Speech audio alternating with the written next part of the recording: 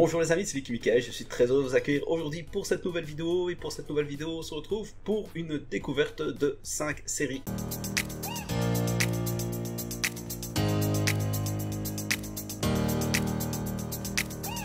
Donc voilà les amis, on se retrouve pour le 4e épisode de ce type de vidéo. Donc je découvre 5 séries, alors je lis les 2 premiers tomes, je vous fais le petit résumé, je vous donne mon avis, je vous dis si je vais continuer ou pas la série. Donc là j'ai pas mal de choix assez différents, donc je pense qu'il y aura pas mal de personnes qui pourront y trouver leur compte.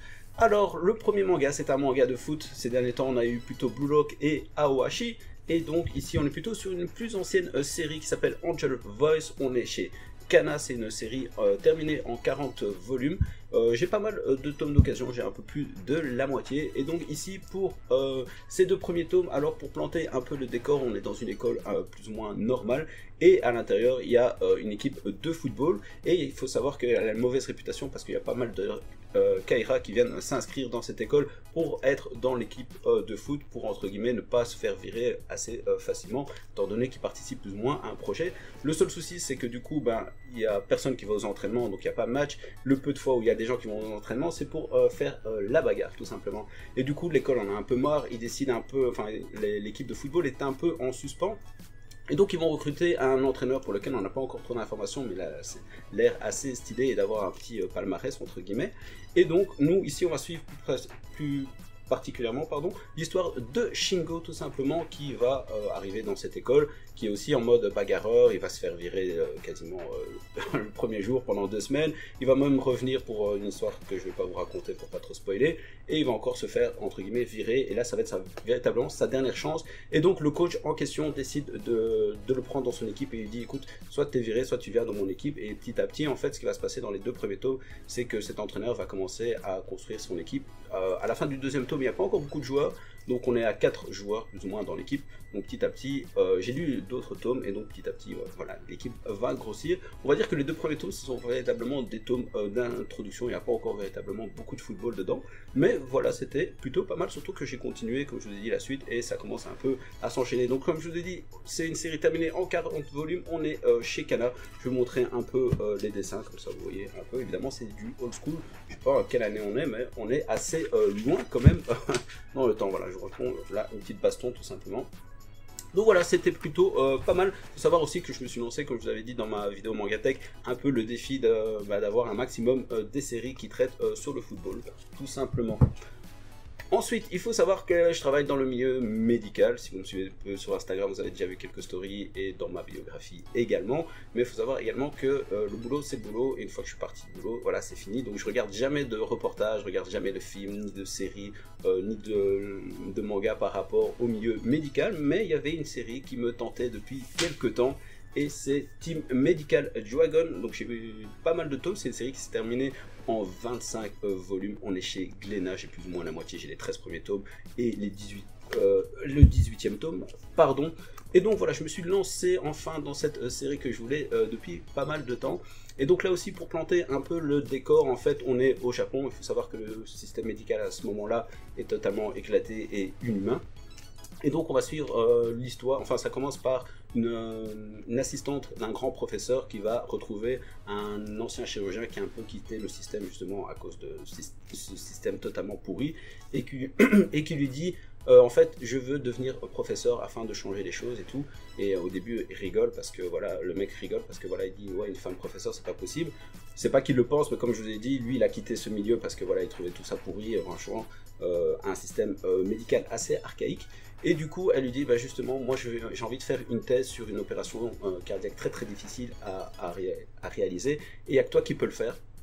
Donc je te propose de rejoindre mon hôpital, ta carte blanche, tu constitues l'équipe que tu veux, infirmière, anesthésiste, médecin, etc. Tu réussis l'opération, moi je réussis ma thèse, et grâce à ça je pourrais passer professeur et changer le système de l'intérieur.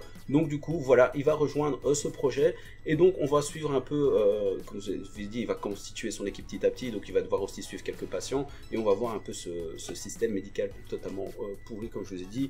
Il y a pas mal de choses un peu bizarres, notamment il y a une devise qui dit l'opération a réussi, le patient est mort.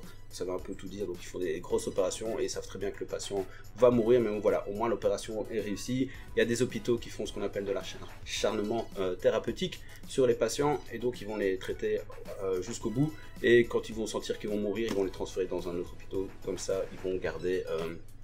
dans d'autres hôpitaux comme ça, ils vont garder des bonnes statistiques et toutes des choses comme ça, des magouilles avec les entreprises pharmaceutiques, enfin plein de choses. Franchement, un manga très très intéressant. Donc je vous ai dit, j'ai pas mal de tomes, moi je suis au tome 7, donc j'ai un peu avancé et ça continue toujours à être aussi bien, et les dessins aussi sont stylés. Franchement, regardez par exemple là des professeurs ici. Franchement, les dessins sont plutôt pas mal, un peu old school également, mais vraiment, moi j'aime beaucoup les dessins. Et au niveau des... Il faut savoir aussi qu'il y a pas mal de termes médicaux qui sont expliqués un peu plus en détail dans la fin, par exemple, à la fin. Voilà. Donc vous avez toujours en bas des pages, voilà, parfois des petites lignes, comme on a entre les cases. Et à la fin, vous avez encore des explications, si vous voulez, des explications un peu plus poussées. Donc je trouvais ça plutôt pas mal. Voilà pour le deuxième choix. Ensuite, si vous me suivez depuis quelques temps, je vous avais dit que en fait, moi je regardais les animés depuis très très longtemps. On m'avait prêté un peu des mangas, je lisais un peu en scan, mais ça fait véritablement 2 ans et demi que j'ai véritablement commencé ma collection. Il faut savoir que je viens de dépasser il n'y a pas très très longtemps les 1000 tomes. Donc du coup, mon style de base c'était plutôt le manga de sport, les shonen et les seinen assez traditionnels, mais petit à petit, voilà, je commence un peu à sortir de cette zone et j'adore les histoires d'amour dans la vraie vie, mais au même titre que la médecine, franchement les séries, les films et les mangas, je ne lis jamais d'histoire d'amour. Et là je me suis lancé dans cette série Cigarette and Cherry, les 2 premiers tomes. Donc c'est une série que je voulais commencer depuis quelques temps parce que j'avais trouvé le résumé assez sympathique, même si pour moi le résumé était un peu différent de ce que on pourrait entendre d'autres youtubeurs, etc. Donc là on est chez Kana. Et donc en fait ici on va les suivre l'histoire de je sais plus comment, mais c'est vrai que dans ce manga il n'y a pas vraiment beaucoup de prénoms, et donc on va suivre l'histoire d'un homme qui arrive à l'université. Il faut savoir qu'en fait lors de la fin de sa scolarité, les 3-4 dernières années, bref, il était dans une école où il y avait des garçons, donc il n'est jamais sorti avec une fille, et voilà, son objectif ici quand il arrive à l'université, c'est pas de réussir ses études, c'est de sortir avec une fille. Il a même acheté un bouquin et tout, il est hyper déterminé, et donc il va voir une fille qui est en pause cigarette effectivement, et va l'aborder, sauf qu'il est totalement éclaté, comme je l'ai dit, au sol. Il va prendre son bouquin quasiment dans la main, il va suivre entre guillemets mot par mot, voilà, sans adapter ce qu'il peut y trouver, etc. Donc c'est assez maladroit, et en plus il va un peu se dénaturer, c'est-à-dire que par exemple à un moment elle lui dit ouais qu'est-ce que tu fais ce soir, et lui il réfléchit pas trop, et il veut faire le mec super occupé, etc. Il dit ouais moi je suis tout le temps occupé, je dors genre 2 heures par nuit, etc. Et du coup la fille elle fait ah c'est dommage parce que tu aurais pu m'accompagner, tout des choses comme ça, donc du coup les bouche bée. Et en fait c'est vrai que des résumés que j'avais un peu l'impression, c'est qu'en fait il y avait peut-être une histoire un peu parallèle, c'est-à-dire qu'on allait peut-être suivre le garçon avec ses amis, etc. Qui allait élaborer des techniques pour aller draguer une fille qui se retrouve toujours à la pause cigarette, mais en fait pas du tout. Entre guillemets cette pause cigarette c'est le point d'ancrage du tout début, et c'est vrai que des fois elle se retrouve, mais en fait on va véritablement suivre pendant ces 2 premiers tomes et un peu la suite à mon avis, le quotidien véritablement à 2 des personnages, donc ils sont quasiment toujours à 2. Faut savoir que la fille travaille dans un café, et du coup il y a d'autres personnages, il y a une amie qui travaille là, et le patron, etc. Mais il n'y a pas énormément d'autres personnages pour le moment, et c'est véritablement leur quotidien à 2, donc c'était plutôt pas mal. La série s'est terminée en 11 volumes ici au Japon, et ici on est bientôt à la fin, parce que je pense que le 10e tome vient de sortir, donc on est chez Kana. C'était assez sympathique, je continuerai, mais ça sera à mon avis plutôt d'occasion.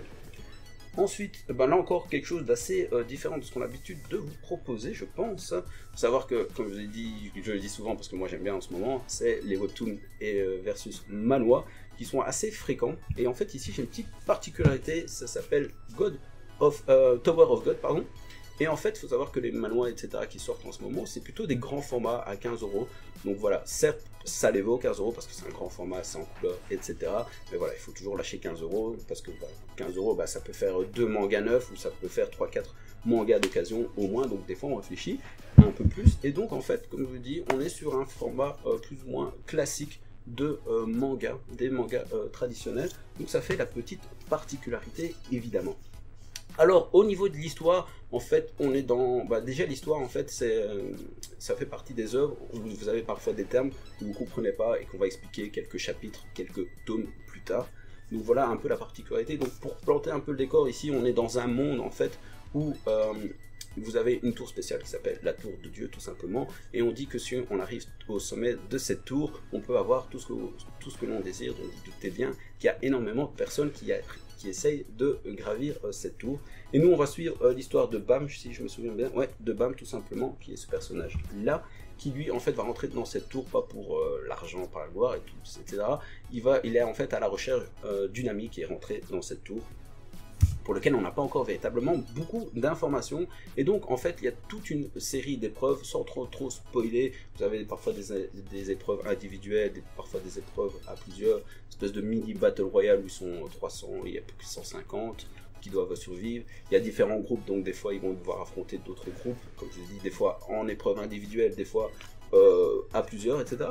Donc vraiment c'est assez intriguant ce manhwa du coup versus webtoon. Je vais prendre les autres tomes que j'ai ici parce qu'il y a pas mal, ça aussi c'est une des richesses un peu du manga, c'est qu'il y a pas mal d'autres personnages, comme vous voyez un peu des personnages de tout type. Ici il y a un petit bonhomme vert, il y a ici une espèce de crocodile, etc. Et petit à petit on a pas mal d'informations sur tous ces personnages là, donc on commence un peu aussi à s'attacher à d'autres personnages autres que ce personnage principal, et aussi un autre personnage secondaire pour lequel on n'a pas beaucoup d'informations, qui est assez intriguant. Donc vraiment un très bon manhwa. Donc je vous ai dit, pour le moment il y a le 6e volume vient de sortir. Bon, faut savoir qu'à l'époque j'avais acheté les 5 volumes d'un coup et je les ai lus d'une traite. Le petit bémol, c'est au niveau des dessins, ça change énormément des mangas. Franchement, ça c'est très changeant. Des fois les dessins sont assez bons et des fois les dessins sont un peu plus douteux, on va dire, comme ça. Ça c'est un peu le style aussi de, où est-ce qu'elle est, ça, de Full Metal Alchemist parfois. Mais voilà, franchement les dessins sont pas trop dérangeants et l'histoire est assez bien. Et comme je vous ai dit, il y a plein d'éléments qu'on commence à avoir des informations, enfin des informations, etc. Mais pas totalement, ça arrive petit à petit, donc c'est assez intriguant comme manhwa du coup. Et c'est dessiné par un certain Siyu, tout simplement. Donc voilà, enfin on arrive au dernière série que j'ai à vous proposer.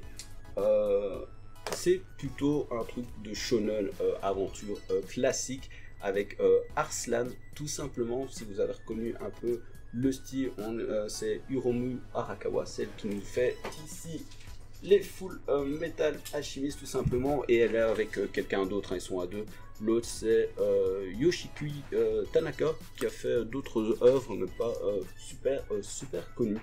Donc ici en fait on est dans un monde avec, on est à la frontière de l'Orient tout simplement et de l'Occident, dans le grand empire de Pars, pas de Perse, mais bon voilà, c'est une petite référence entre guillemets je pense. Toujours est-il que cet empire est super fort, etc., notamment grâce à son roi et sa cavalerie qui sont hyper connus, et vous avez leur voisin, la Lusitanie, quelque chose comme ça, qui essaie toujours de les attaquer, etc. Et nous, on va suivre ici l'histoire du jeune prince héritier Arslan, tout simplement, qui en fait a une relation assez tumultueuse avec ses parents. Voilà, il n'a aucun contact pour le moment avec sa maman, et son père, ben lui, voilà, c'est un roi entre guillemets inflexible, il pense qu'à la guerre, à sa renommée, etc. Donc il ne calcule pas trop, etc. Et l'histoire va commencer avec la première grande bataille d'Arslan. Il va avoir 14 ans, donc il va enfin participer à sa grande bataille contre le pays de Lusitanie, les voisins qui font que les attaquer. Et donc là, il décide de les attaquer une nouvelle fois. Tout le monde pense qu'évidemment le grand empire de Pars va encore gagner une fois de plus, sauf qu'il va avoir une énorme trahison dans le clan Pars par un des généraux. Et donc du coup ça va être la débandade, la défaite totale, l'armée va être décimée et Arslan va devoir fuir avec un autre général. Et comme vous en doutez, ça va être une histoire d'aventure, d'épopée, où ils vont devoir se faire des alliés petit à petit et tout faire pour retrouver la place qui lui est due, c'est-à-dire le prince versus le roi, parce que le roi, sans trop spoiler, on n'a pas encore d'informations s'il est mort ou pas. Et donc voilà, c'est une belle aventure, honnêtement. Les personnages, et en fait j'ai pas mal de tomes, j'ai les 6 premiers tomes tout simplement, et il y a pas mal de personnages qui arrivent petit à petit dans l'histoire et qui sont plus stylés les uns que les autres, qui vont sûrement être soit des ennemis, soit des alliés de notre héros principal Arslan. Il faut savoir aussi que dans Full Metal Alchemist il y a un peu plus, il y a voilà, pas mal de moments d'humour, et ici il n'y en avait pas énormément, mais voilà, ça ne gâche rien à l'histoire. Je vous montre un peu les dessins. Voilà, si vous connaissez un peu Fullmetal Alchemist, vous allez reconnaître assez facilement le style. En tout cas, comme je dis, l'une des richesses, c'est qu'il y a pas mal de personnages qui sont stylés, plus stylés les uns que les autres, pardon. Et les combats aussi sont plutôt bien faits. Aussi, comme je dis, si vous connaissez Fullmetal Alchemist, franchement, vous reconnaissez un peu le style. Et franchement, cette histoire était plutôt pas mal. Il faut savoir aussi qu'il y a, je viens de le découvrir en préparant la vidéo, en fait, tout simplement, qu'il y a un animé également dessus. Je pense que c'était sur ADN, quelque chose comme ça. Voilà en gros tout ce que je pouvais vous dire. Il faut savoir aussi que God of War, il y a aussi God of War, n'importe quoi. Tower of God, il y a également un animé, là c'est plutôt en VO sur Crunchyroll, si jamais ça vous intéresse. Mais en tout cas, je vous avais dit que c'était une très bonne œuvre. Donc voilà, j'ai fait une sélection de 5 choses totalement, plus ou moins différentes. Donc je pense que tout le monde peut trouver un peu son style. Donc n'hésitez pas à me dire s'il y a quelque chose qui vous a donné envie de lire. En tout cas, voilà les amis, c'est déjà la fin de la vidéo. Merci beaucoup d'avoir regardé. Je te donne déjà rendez-vous pour une prochaine vidéo. À très bientôt, j'espère. Peace.